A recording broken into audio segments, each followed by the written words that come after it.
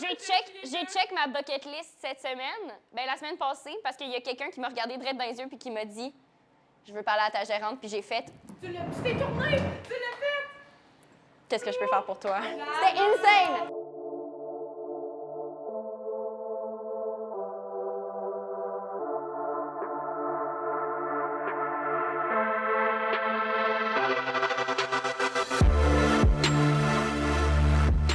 Moi, c'est Lazuli Desjardins.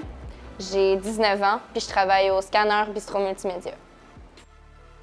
Je suis barmaid ici depuis 1 an, puis depuis quelques mois, je suis gérante officiellement, puis je fais un peu de booking, un petit peu de tous les side jobs qu'il y a à faire, dans le fond, là.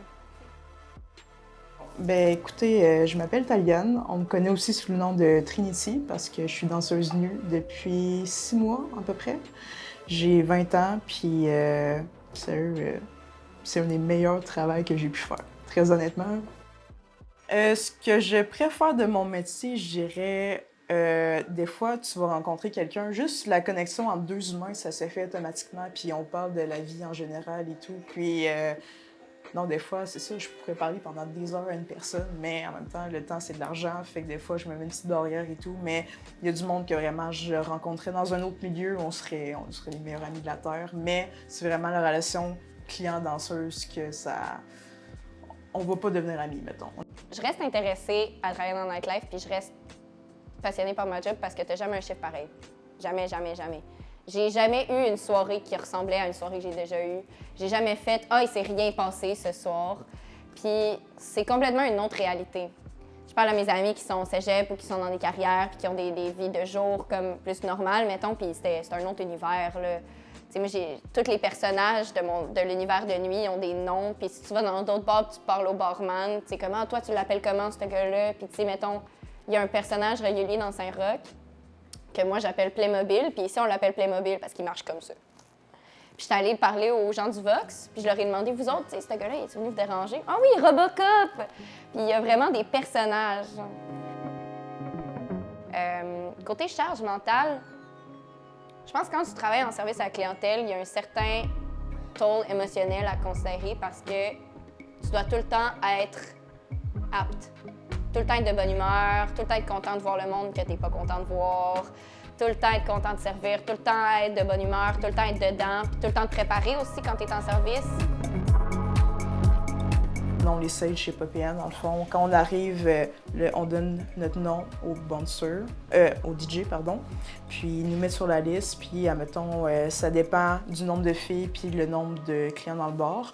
Mais, admettons, s'il y a vraiment beaucoup de filles, vraiment beaucoup de clients, on va passer aux, peut-être, je sais pas, 4-5 chansons. Puis c'est ça, les stages, on n'a pas le choix de les faire parce que ça nous permet de nous présenter à tout le bar, tu sais, parce que le DJ nous appelle avec notre nom et tout, puis tout ça. Mais c'est vraiment les danses en cabine que ça, c'est... On fait notre argent comme ça, ouais. Si je fais toujours le même métier avec les mêmes motivations, oui, totalement. Tu sais, je veux dire, ça n'a pas changé. C'est vraiment, comme je viens de te dire, pour l'argent aussi, évidemment. Mais, tu sais, je veux dire, je pense pas danser toute ma vie. Tu sais, je veux dire, si mon corps me le permet encore, je sais pas, jusqu'à 30 ans, OK, oui, peut-être, mais c'est pas mon travail de vie, c'est juste, je voulais essayer.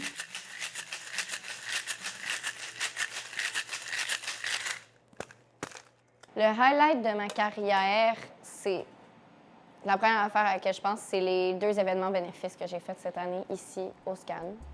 C'était un événement bénéfice pour SABSE, puis on a ramassé 1 313 $ pour SABSE, qui est une coopérative qui aide les personnes qui sont dans des situations d'itinérance ou de consommation. Puis le deuxième, on a fait justement le 8 mars pour fêter mon 1 an.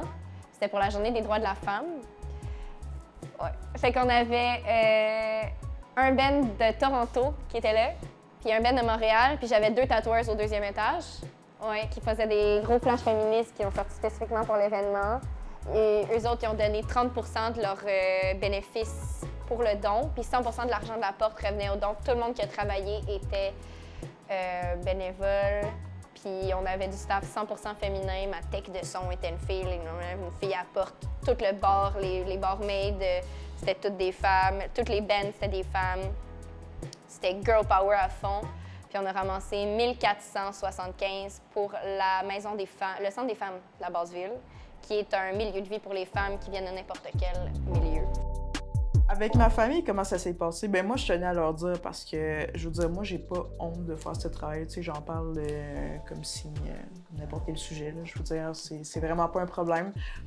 J'ai déjà habité chez ma grand-mère, puis à un moment donné, elle me dit « Pourquoi tu rentres aussi tard? Pourquoi? Qu'est-ce qui se passe? Pourquoi tu t'arrives à 6 h du matin? » Je suis comme « Ouais, ben écoute, grand-mère, je suis danseuse, je commence à traîner dans un bar et tout. » Puis ça a pas été facile, vraiment, pour ma mère et pour ma grand-mère.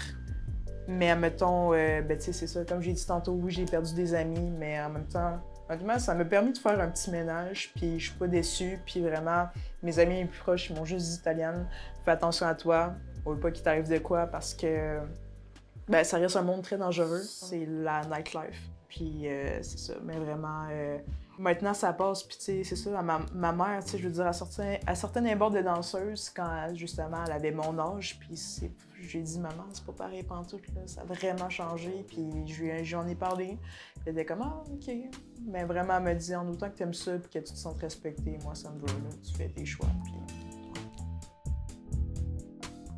Le plus gros défi, en dehors de ma job, causé par ma job, c'est les horaires de la ville. Mettons, on sous-estime à quel point c'est dur d'avoir un rendez-vous chez le docteur quand tu travailles de nuit. Parce que les plages horaires se libèrent à 8 h du matin. Moi, ça fait 4 heures que je dors. À 8 h du matin, je veux pas me lever pour appeler chez le docteur ou pour checker le site web puis me payer un rendez-vous. Conjuguer la vie de la ville normale avec la tienne, puis aussi continuer de voir mes amis qui travaillent de jour ou qui sont de jour, qui ont une vie sur un rythme normal, en gros guillemets. J'ai plein d'amis que je connais depuis 10 ans, mais que je vois une fois aux 6 mois parce que sont à l'école ou ils travaillent, puis que moi, je me lève à l'heure où les autres, ils rentrent chez eux, puis ils vont faire leurs affaires.